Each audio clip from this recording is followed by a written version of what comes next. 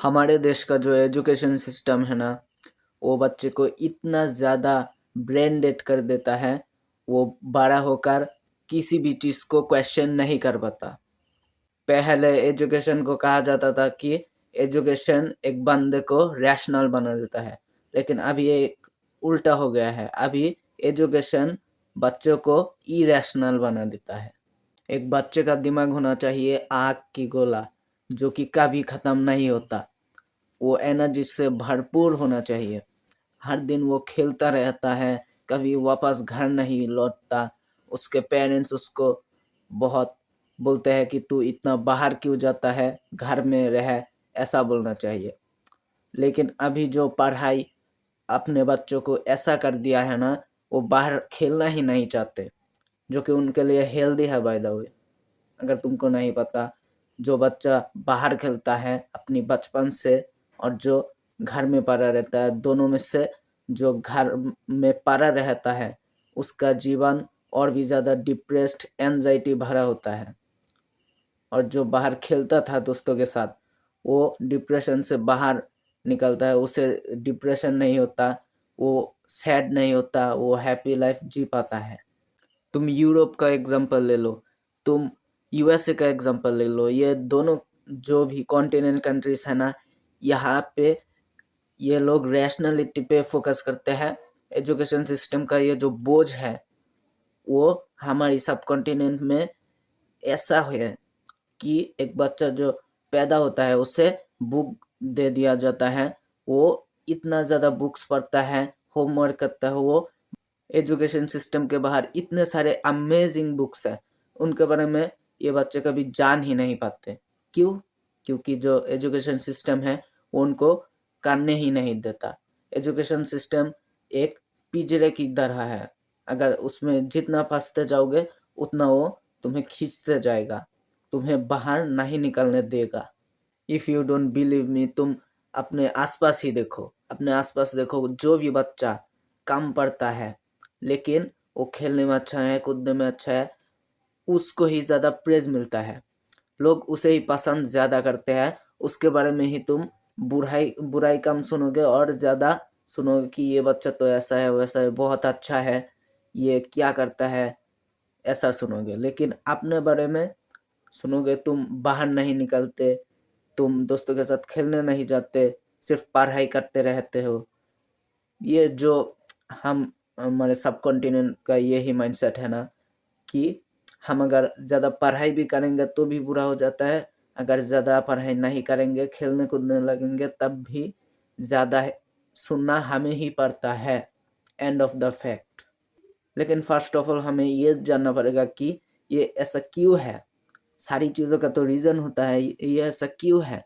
कुछ तो रीज़न होगा ना, कि हम अच्छा काम भी करते हैं, हमें प्रेज़ नहीं मिलता, हम बुरा काम भी करते हैं, हमें बुरा ट्रीट किया जाता है सारी चीज़ों में। अगर तुम कांग्रेस को गाली दोगे तुम्हें भी गाली पड़ेगा, अगर तुम बीजेपी को गाली दोगे तुमको भी गाली पड़ेगा। लेकिन अगर तुम कुछ भी फॉलो नहीं करते, कांग्रेस बीजेपी कोई भी नहीं, तो सारी जो पार्टीज है तुम्हें ही गाली देंगे, उनके सपोर्टर्स। और यहाँ मैं डिस्क्लेमर दे दूँ, मैं कोई भी पार्टी को सपोर्ट नहीं करता, मैं कर भी नहीं सकता। क्या हूँ मैं, इतना बड़ा भी ज़्यादा नहीं हूँ, क्या ही बोल सकता हूँ मैं, समझ रहे हो? तो मैं न्यूट्रल रहने का कोशिश कर रहा हूँ। तो अपने पॉइंट पे वापस आते हैं। मैं बोल रहा था कि हमें क्यों इतना ज़्यादा बुरा ट्रीट किया जाता है सारी चीज़ों में। अगर हम इसको भी फॉलो करते हैं हमें बुरा ट्रीट किया जाता है, अगर हम इसको भी फॉलो करते हैं हमें बुरा ट्रीट किया जाता है। ऐसा क्यों है? Because of bad parenting. Yes, you heard it right. Bad parenting एक ऐसी बीमारी है ना, जो हमारे देश के 99% पेरेंट्स को है, क्योंकि ये ओल्ड ज़माने के हैं। जो पहली जनरेशन है ना, वो दूसरी जनरेशन, न्यू जनरेशन को सब समय क्रिंज ही समझता है। End of the fact. क्योंकि हमें भी देख लो, अगर हम बोलेंगे कि जेन जी जनरेशन अच्छा है, हम कहते हैं जेन जी जनरेशन अच्छा है, इसके बाद जो जेन एल्फा आएंगे उनको हम अच्छा ट्रीट नहीं करेंगे, क्योंकि हमें वो अच्छे नहीं लगेंगे, ज़्यादा ही मॉडर्न लगेंगे।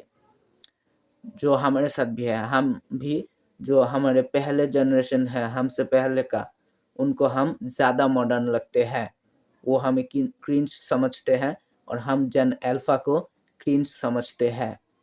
हम जो है ना, हमारी जनरेशन का जो बिलीफ्स है, हम जो भी फॉलो करते हैं, हम चाहते हैं कि हमारे बच्चे भी जो हो वो भी हमारी बिलीफ्स ही फॉलो करें।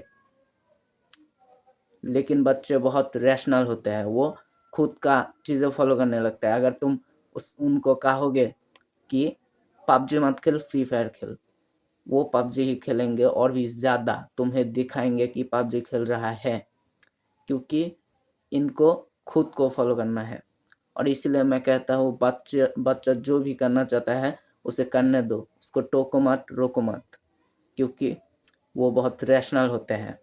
बैड पेरेंटिंग का तो यही मतलब होता है जो कि बुरे तरीके से बच्चों को रोकते हैं, टोकते हैं। और गुड पेरेंटिंग ऐसा होता है जो बच्चों को रोकता टोकता कम है और उनको पॉजिटिव थॉट्स देता है, नेगेटिवली अफेक्ट नहीं करता।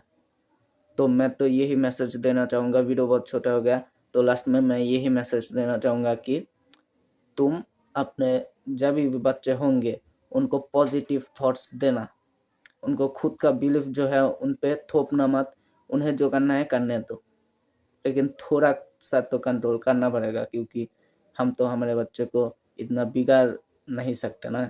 लेकिन एक चीज़ है ना, अगर हम एजुकेशन सिस्टम को इतना गाली देने शुरू कर लग जाएंगे तो जो एजुकेशन सिस्टम है उसका सल्यूशन हमें अभी तक फाइंड नहीं कर पाए हैं। हम लोग अभी तक इसका सल्यूशन हमें नहीं मिला। तो हम क्या कर सकते हैं, बच्चे को ज़्यादा बाहर खेलने दे सकते हैं, वो पढ़ेगा, ठीक ठाक पढ़ेगा, जिससे उसका मार्क्स आ जाए, और उसको अपना पैशन भी फॉलो करना होगा, तो उसका माइंड भी रिलैक्स्ड होगा, उसका फ्यूचर भी फिक्स्ड होगा, क्योंकि वो पढ़ाई में कॉम्प्रोमाइज़ नहीं करेगा, 80-20 रूल फॉलो करेगा, और वो बाहर भी खेलेगा और वो ज़्यादा पढ़ेगा भी। तो यही करना होगा। तो लास्ट में मैं यही कहना चाहूँगा कि मेरा जो बिलीव्स है मैं तुम्हें बता दिया, अगर तुम्हें फॉलो करना है तो करो, वरना मत करो, तुम्हारी मर्ज़ी, क्योंकि तुम्हारा माइंड, तुम्हारा बॉडी, जो करना है करो। मैं जाता हूँ।